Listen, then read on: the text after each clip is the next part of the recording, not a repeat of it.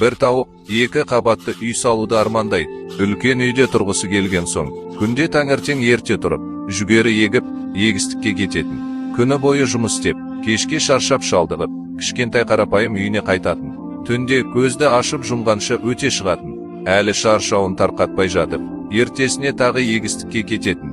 Балапаны бір күні, анашым, тағы да жұмысқа кетіп барасыз ба деп шағымданады.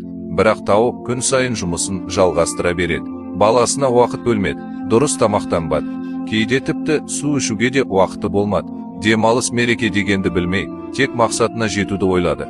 Көзді ашып жұмғанша уақыт өтіп, үйінде енді балапан емес, үлкен, мығым әтеш жүрді. Ол анасын бұрынғыдай анашым демей, жай ғана ана деп, ересек адамның дауысымен сөйлейтін болды. Көп жыл еңбек еткен соң, тауық армандаған екі қабатты үйін сатып алды. Енді өмірден ләззат аламын, баламмен көбірек уақыт өткіземін деп ойлады. Бірақ баласы үйленіп, бөлек кетіп қалды. Ал тауық қартайып, ауруға шалдықты. Бел ауырып, таяққа сүйеніп жүретін болды. Үлкен үйдің ішінде жалғыз қалып, адасып жүргендей еді. Күні бойы үйді жинайтын, бірақ үй тым үлкен болғандықтан таза ұстап үлгере алмайтын. Бір күні жағдайы қатты нашарлап, дәрігердің көмегіне жүгінді. Өмір мен өлімнің арасында жатқанда, дәрігерге көз жасымен былай деді: дәрігер, сіз әлі жассыз. Мен жіберген қателікті қайталамаңыз.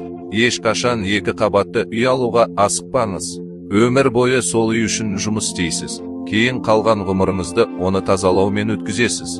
Ал ең жақсы бөлме жоғары қабатта болады. Бірақ қартайғанда баспалдақпен көтеріле алмай, соңғы күндеріңізді төмендегі қонақ бөлмеде өткізесіз.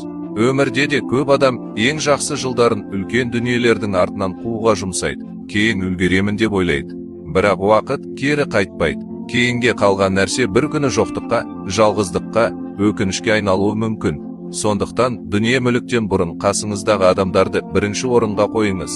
Егер видео ұнаса, жақын адамдарыңызбен бөлісіп, арнаға тіркелуді ұмытпаңыз.